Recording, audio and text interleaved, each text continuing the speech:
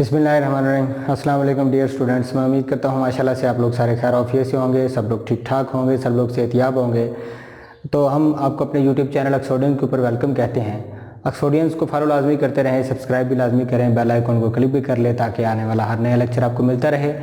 हम electrical second year की बहुत अहम किताब इलेक्ट्रिकल इंस्ट्रूमेंट एंड मेजरमेंट के पहले चैप्टर जो है उसको डिस्कस कर रहे हैं, जिसमें जो है दर्जा बंदी की गई है मुख्तलिफ इंस्ट्रूमेंट्स की और उनकी इकसाम की और उनके रूल्स और कवानीन की और उनकी बाय पार्ट्स वजाहत है, उनके हिस्सों की वजाहत है, जिसको हम डिस्कस कर रहे हैं। लास्ट लेक्चर में हमने डिस्कस किया था बड़े ही अहम टॉपिक को, जिसमें दुनिया में इस्तेमाल होने वाली तमाम स्केल्स का डिस्कस किया जा रहा था। और स्केल एक बड़ी अहम हैसियत रखता है एक इंस्ट्रूमेंट के अंदर कि स्केल के ऊपर रीडिंग को किस तरह से पढ़ा जाए और किस तरह से रीड किया जाए और उसके पढ़ने में कौन कौन सी एहतियातें की जाएं, वो हमें लाजमी तौर पर पता होनी चाहिए। क्योंकि स्केल ही जो है वो मुख्तलिफ़ किस्म की डिज़ाइनों में मिलती है और मुख्तलिफ़ किस्म के डिज़ाइनों को मद्देनज़र रखते हुए मुख्तलिफ़ किस्म की वैल्यूज़ की पैमाइश करने के लिए इस्तेमाल की जाती है। तो स्केल के पढ़ने में बहुत सारी एहतियातें शामिल हैं। अभी जो हमारा टॉपिक है बड़ा अहम, बड़ा बेहतरीन टॉपिक है, वो है precaution for reading analogue scale, यानी सेफ्टी जो प्रिकॉशंस जिसे आप कह रहे हैं, तदाबीर जो होती हैं वो ये होती हैं कि एक एनालॉग स्केल से मुराद ये है जो स्केल तो ज़ाहिर एनालॉग ही होती है, ज़्यादा वर्ड जो है वो एनालॉग स्केल के लिए ही इस्तेमाल किया जाता है, स्केल का वर्ड। तो स्केल जो है वो एनालॉग मीटर जो पॉइंटर के ऊपर मुश्तमिल होते हैं, सुई जिससे पॉइंटर कहते हैं, वो हरकत करती है दर्जादार लाइनों के ऊपर और मुख्तलिफ वैल्यू की हमें पैमाइश देती है, छोटी छोटी मुख्तलिफ वैल्यूज़ में दर्जादार लाइनों की शक्ल में, उसे हम स्केल कहते हैं। तो स्केल की मुख्तलिफ इकसाम का तस्करा किया था। उसकी मुख्तलिफ इकसाम में 3 मेजर किस्में थी उसकी हमने डिस्कस की। उन इकसाम में पहली किस्म सिंपल, जिसकी 2 मज़ीद किस्में छोटी थी, फिर उसके बाद दूसरी मल्टी स्केल है और तीसरी जो है वो उसकी मिरर स्केल थी। तो तीनों स्केल्स को पढ़ने में, तीनों स्केल्स की रीडिंग को लेने में हमें बहुत सी एहतियातें करनी चाहिए। तो एक मीटर को इस्तेमाल करने का तरीका हमें आना चाहिए कि एक मीटर जो है उसको इस्तेमाल करने से पहले क्या तदाबीर करनी है और उसको इस्तेमाल करने के दौरान क्या तदाबीर करनी है और उसको इस्तेमाल करने के बाद क्या तदाबीर करनी है, ये हमें पता होना बहुत ज़रूरी है ताकि मीटर जो है बिल्कुल दुरुस्त हालत में रहे और आप उससे बिल्कुल दुरुस्त रीडिंग हासिल कर सकें। तो ये मैंने आपके सामने एक छोटी सी लिस्ट बनाई है, ठीक है जी। ये 7 पॉइंट्स पर मुश्तमिल है, 7 पॉइंट्स पर मुश्तमिल ये लिस्ट जो है वो ये वजाहत कर रही है कि एक जो एनालॉग स्केल है उसको किस तरह से पढ़ा जा सकता है, उसको किस तरह से रीड किया जाता है। तो उसकी रीड करने में कौन कौन से अमल हैं वो हमें इख्तियार करने चाहिए ताकि हमें दुरुस्त रीडिंग हासिल हो। तो सबसे पहले पॉइंट को डिस्कस कर लेते हैं। नंबर 1 पे देखें आप, मिरर स्केल।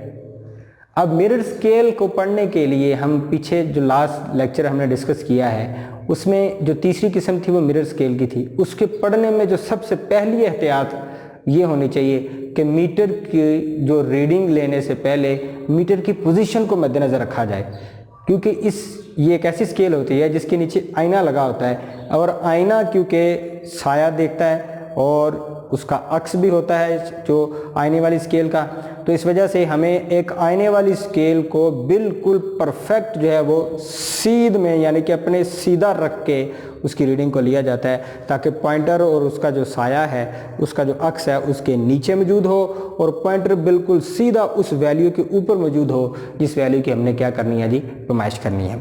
तो इस वजह से जो मिरर स्केल है उसकी पैमाइश लेने की जो एहतियात है वो एहतियात ये है कि ना उसको आप लेफ़्ट साइड पर खड़े होकर रीड करेंगे ना उसको राइट साइड पर खड़े होकर रीड करेंगे, आप लाजमी तौर पर उसको बिल्कुल सेंटर में सीध में रख के उसकी रीडिंग लेंगे, ये उसकी एहतियात है। तो मिरर स्केल जो मीटर इस्तेमाल करते हैं उनकी रीडिंग को लेने के लिए ये एक ज़रूरी एहतियात की जाती है। उसके बाद सिलेक्शन ऑफ रेंज। अब रेंज को सिलेक्ट करने में भी गलती हम अक्सर कर जाते हैं। यानी फॉर एग्जांपल मैं आपको सादी सी मिसाल दूं कि हमने अगर करनी है 10 एम्पेयर की पैमाइश, तो हमने रेंज सिलेक्ट करनी है। उसके मीटर के ऊपर एक सिलेक्टर स्विच लगा होता है, सिलेक्टर स्विच को हम उसकी मुंतखब शुदा रेंज से थोड़ा सा ज़्यादा रेंज पर सिलेक्ट करेंगे ताकि हमें 10 एम्पेयर की रेंज की पैमाइश करनी है। अगर 10 से ज़्यादा हो तब भी हमें पैमाइश हासिल हो जाए, अगर 10 से कम हो तो तब भी हमें पैमाइश हासिल हो।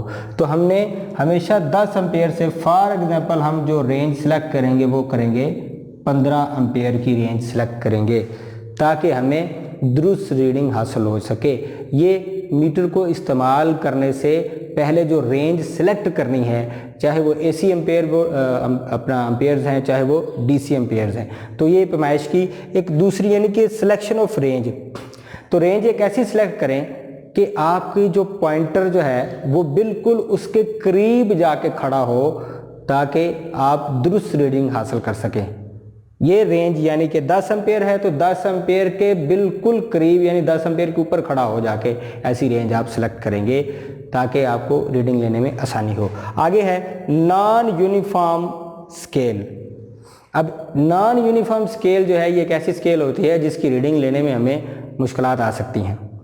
तो नॉन यूनिफॉर्म जो स्केल है उसकी जो स्केल को डिज़ाइन करने का जो तरीका होता है कि उसकी स्केल स्टार्ट होती है तंग लाइनों से, फिर आहिस्ता आहिस्ता ये लाइनें खुली होती जाती हैं, यानी ये नॉन लीनियर स्केल को भी हम, इसका दूसरा नाम जो है वो नॉन लीनियर स्केल है।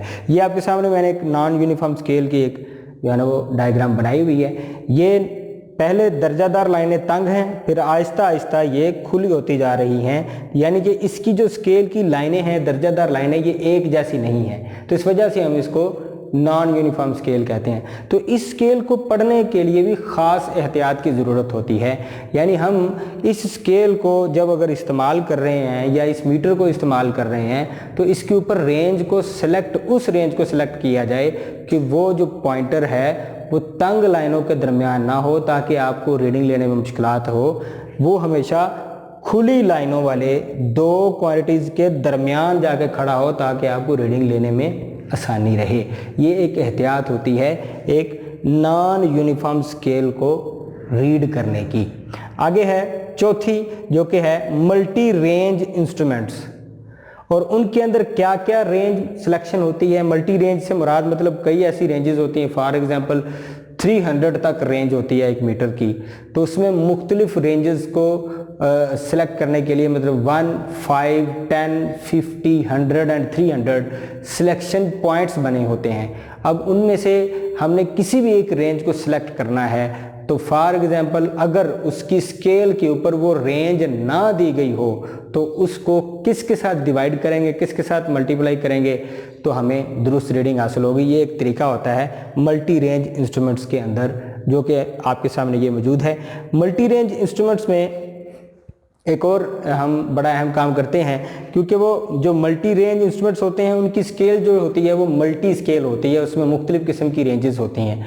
यानी फॉर एग्जांपल वो करंट, वोल्टेज और एम्पेयर की पैमाइश भी कर रहे होते हैं, ठीक है, यानी करंट, वोल्टेज और ओहम की पैमाइश भी कर रहे होते हैं। इस वजह से हम इन तीनों जो वैल्यूज़ हैं इनमें से हर एक वैल्यू की पैमाइश करने के लिए से पहले हम क्या करेंगे, मुंतखब शुदा रेंज को सिलेक्ट करेंगे। यानी फॉर एग्जांपल अगर हमने वोल्ट की पैमाइश करनी है तो सिलेक्टर स्विच की मदद से पहले वोल्ट को सिलेक्ट करेंगे, उसकी मुख्तलिफ रेंजेस को सिलेक्ट करेंगे, फिर हम इस मीटर को सप्लाई देंगे।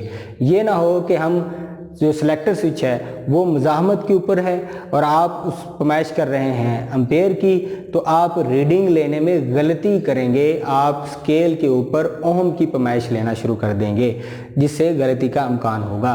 तो मल्टी रेंज जो इंस्ट्रूमेंट्स होते हैं या मल्टी स्केल इंस्ट्रूमेंट्स होते हैं उनकी रीडिंग लेना जो है वो बहुत मुश्किल होता है। इस वजह से हमें एहतियात करनी चाहिए। मल्टी रेंज इंस्ट्रूमेंट्स में यानी कि हम रेंज नंबर 1 को अगर सिलेक्ट करते हैं, रेंज नंबर 1 को सिलेक्ट करेंगे तो हम एक असूल होता है कि उसको डिवाइड करेंगे 10 के साथ, यानी 10 के साथ डिवाइड करेंगे तो हमारे पास रेंज नंबर 1 की जो वैल्यू हमने मालूम करनी है तो वो हमें हासिल हो जाएगी। इसकी एक दूसरी जो मिसाल है कि रेंज अगर 1 है, मैंने आपको मिसाल दी है कि 1, 5, 10, 50, 100 एंड 300, तो इसको किस तरह से, अगर फॉर एग्जांपल स्केल के ऊपर सिलेक्टर स्विच की रेंज के ऊपर तो ये वैल्यूज़ दी हुई हैं, लेकिन उसकी स्केल के ऊपर ये वैल्यूज़ नहीं दी गई, तो हम उसके लिए एक तरीका अपनाते हैं। यानी रेंज नंबर 1 को सिलेक्ट किया है तो उसको हम 10 के साथ, उस फॉर एग्जांपल किसी वैल्यू को जो वैल्यू मालूम करनी है उसको 10 के साथ हम क्या करेंगे, डिवाइड करेंगे। ये आगे आ गया रेंज 300।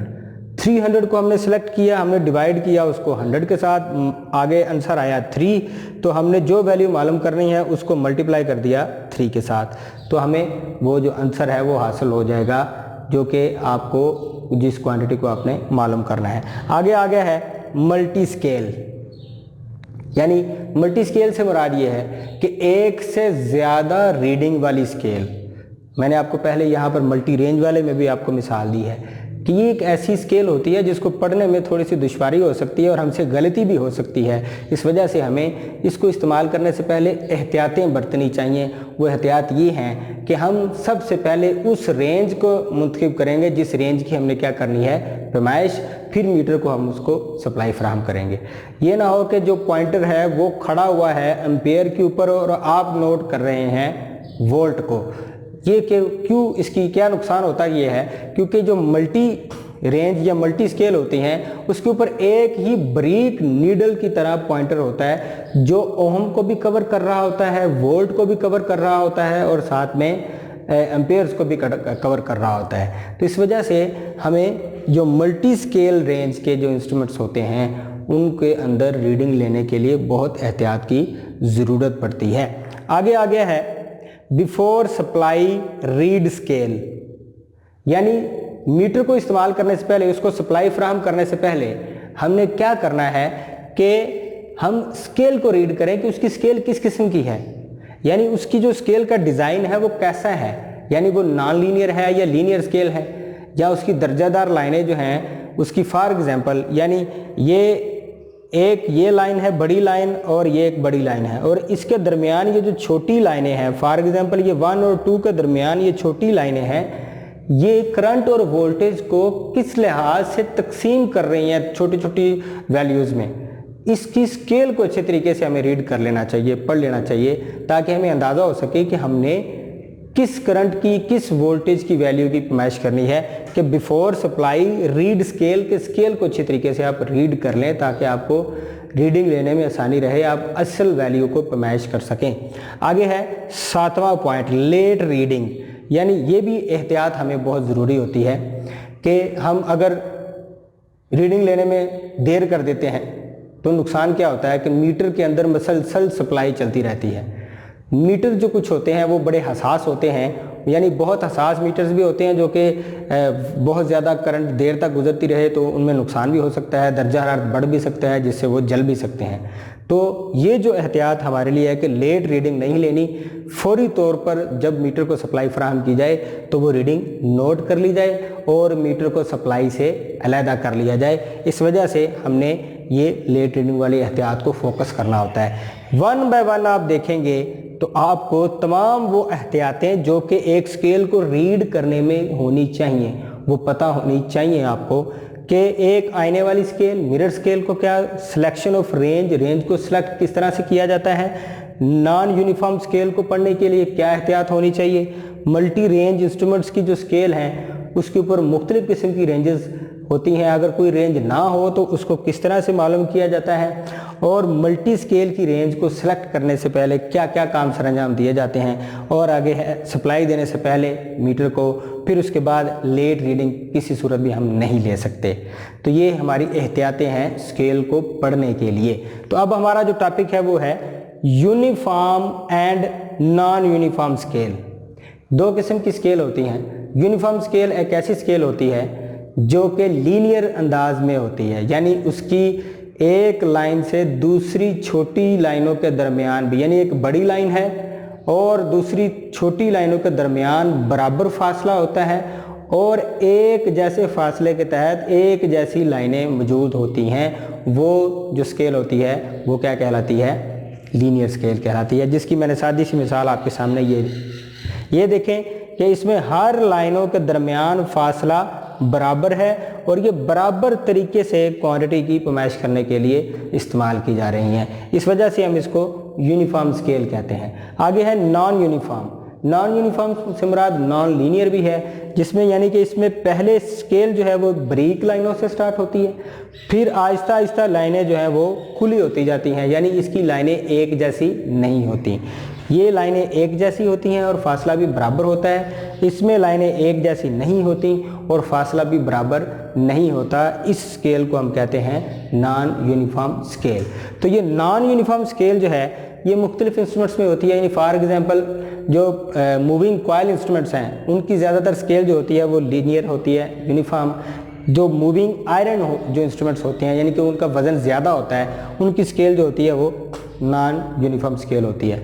या कुछ ऐसे मीटर्स होते हैं जिनमें उनके हरकत करने का जो जाविया है वो करंट के मरब्बा के रास मुतनासिब होता है। यानी थीटा जो है, यानी ये आपके सामने है थीटा मल्टीप्लाई बाय ये करंट के स्केल के, तो उनकी स्केल जो होती है वो होती है नॉन यूनिफॉर्म, यानी नॉन लीनियर स्केल होती है। जो वज़नी हिस्से होते हैं यानी जो वज़नी इंस्ट्रूमेंट्स होते हैं उनकी स्केल हमेशा जो होती है वो नॉन यूनिफॉर्म स्केल होती है। तो यहाँ पर यूनिफॉर्म और नॉन यूनिफॉर्म स्केल में फ़र्क और precautions for reading analogue scale. तो एनालॉग स्केल को पढ़ने की जो एहतियातें हैं उनको हमने वन बाय वन डिस्कस किया है। तो ये बहुत ज़रूरी हैं एक इंस्ट्रूमेंट को सही तरीके से रीड करने के लिए और दुरुस्त रीडिंग हासिल करने के लिए हमें इनके मतलब जानना बहुत ज़रूरी है। तो मैं उम्मीद करता हूँ आपने काफ़ी कुछ इस लर्निंग स्किल से आपने सीखा होगा। हमारे चैनल को फॉलो लाजमी करते रहें और हमारे टॉपिक को, हमारी वीडियो को एंड तक लाजमी देखा करें ताकि आपको आने वाला जो लेक्चर है वो समझ आ सके। क्योंकि मैं पहले भी कहता आ रहा हूँ कि हर लेक्चर दूसरे लेक्चर के साथ क्या होता है, लिंक करता है, जिससे आपको पीछे वाले लेक्चर की भी समझ आ जाती है। अगर आप आगे वाला लेक्चर अच्छे तरीके से ले लेते हैं तो तमाम के तमाम लेक्चर्स आपके लिए बहुत ज़रूरी हैं। तो हमें फॉलो लाजमी करें और लेक्चर को लाजमी तौर पर बार बार भी देख सकते हैं आप लोग, ताकि आपको ज़्यादा से ज़्यादा सीखने को मिले। नेक्स्ट लेक्चर में आपसे इंशाल्लाह मुलाकात होगी। Thank you so much. अल्लाह हाफिज़।